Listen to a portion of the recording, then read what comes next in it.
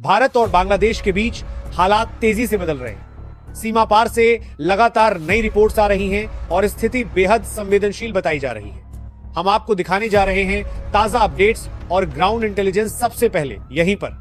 दोस्तों, आप देख रहे हैं डिकोड न्यूज लाइव। आज हम एक ऐसे मोड़ पर हैं जहां इतिहास बदलने की आवाज सुनाई दे रही है। वक्त बदल चुका है। वो भारत अब वही छोटा सा पड़ोसी नहीं रहा जिसे किसी भी देश ने हल्के में लेना आसान समझा हो। जिन दिनों भारत ने धैर्य और सहस्तित्व को अपना हथियार बनाया था, उन दिनों की बात अलग थी, मगर अब जो हालत है वह नई कूटनीति, नई रणनीति और एक नए आत्मविश्वास की गवाही दे रही है। यही वही समय है जब देश की सीमाओं, उसकी प्रतिष्ठा और उसके राष्ट्रीय हितों से छेड़छाड़ करने वाले को जवाब देना अनिवार्य हो गया है। और ये जवाब अब सिर्फ कागजों पर या बयानबाजियों में नहीं, बल्कि ठोस कार्रवाई में दिखता है। ये बार की कहानी सामान्य विरोध, टकराव नहीं है। इस बार निशाना रहा है पड़ोसी बांग्लादेश। वही बांग्लादेश जो कभी भारत के कंधे पर सवार होकर आजाद हुआ और जिसकी खुशहाली में भारत का भी हाथ रहा। आज उसने ऐसी हरकतें की जिनसे सवाल उठे कि उसकी दोस्ती किस तरह की है। कुछ माह से ऐसा प्रतीत हुआ कि बांग्लादेश ने अपनी नई रणनीति के जरिए भारत को दबाने, आर्थिक और राजनीतिक दबाव में लाने की कोशिशें तेज कर दी और उन कोशिशों के पीछे चीन और पाकिस्तान जैसे तत्वों के इशारों की भी खबरें आईं। उन्होंने सोचा था कि पूर्वोत्तर भारत का संवेदनशील रास्ता सिलीगुड़ी का चिकन नेक उनका कैलाब्लेंस बनाने जाएगा और उसे वे अपने फायदे के लिए इस्तेमाल कर पाएंगे। मगर भारत ने दिखा दिया कि उसकी दोस्ती शेर की तरह है, सधे हुए और परामर्शी। जब तक कोई उसकी सीमा या सम्मान को छूने की कोशिश न करे, पर जब उसकी संप्रभुत्व आप पर हमला हो, तब वह पूरी कठोरता दिखाने में सक्षम है। और इस बार भारत ने केवल एक नहीं बल्कि 5 समन्वित मोर्चों पर कड़ा और निर्णायक कदम उठाया ताकि संदेश पारदर्शी रहे। जो भी हमारी दोस्ती को हथकड़ी समझेगा, उसे अंजाम भुगतना होगा। पहले वार में ऊर्जा का प्रयोग हुआ। बिजली को केवल पावर नहीं बल्कि रणनीतिक साधन के रूप में इस्तेमाल किया गया। जिस बिजली से ढाका के औद्योगिक इलाकों की मशीनें चलती थी, वह सप्लाई प्रभावित हुई। टैरिफ संबंधी मुद्दों और भुगतान संबंधी विवादों ने स्थिति को और कठिन बना दिया। जब सप्लाई सिमटी और कीमतें बढ़ी तो गारमेंट्स की यूनिटें रुक गईं, लाखों मजदूरों की रोजगार आधार कमजोर हुआ और निर्यात का चक्र टूटने के कगार पर पहुंच गया। ये केवल टेक्निकल कटौती नहीं थी, ये एक इकोनॉमिक प्रेशर को बढ़ाने वाली चाल थी। दूसरा वॉर डिजिटल फ्रंट पर हुआ। आज का समय सूचना का समय है और सूचना रास्ते किसी देश की शक्ति का हिस्सा है। बांग्लादेश का डिजिटल ट्रैफिक, इंटरकनेक्ट और कुछ महत्वपूर्ण गेटवे भारत के नेटवर्क से जुड़े थे। जब अंतरराष्ट्रीय गेटवे सीमित किए गए तो बैंकिंग ट्रांजैक्शन से लेकर मीडिया रिपोर्टिंग तक सब प्रभावित हुआ। सरकारी पोर्टल डाउन रहे, संवाद हितधारक चुप हो गए और उस मंच पर बैठे टूल्स जो विरोध प्रचार के लिए उपयोग हो रहे थे, वे मौन हो गए। ये डिजिटल सर्जिकल स्ट्राइक का असर था, बिना गोली चलाए विरोधी की आवाज को दबाने जैसा। तीसरे मोर्चे पर भारत ने ईंधन आपूर्ति पर नियंत्रण दिखाया।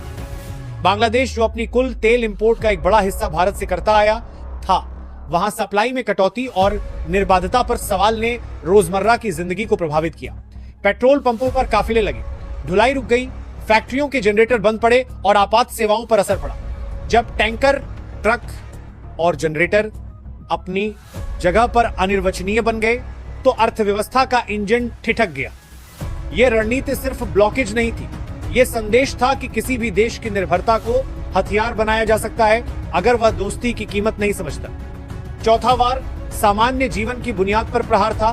खाद्य और आवश्यक वस्तुओं की सप्लाई पर रोक लगा दी गई। सीमाओं से बहने वाला राशन, चावल, दाल और कृषि आधारित आपूर्ति अचानक कटे तो बाजार सुने, भाव आसमान पर चढ़ गए और आम लोगों के सामने अन्न की समस्या खड़ी हो गई। यह वह मोर्चा था जहां कूटनीति का मानवीय चेहरा सीधे चुनौती में आया, क्योंकि संकट का भार सीधे आम जनता के सिर पर पड़ा।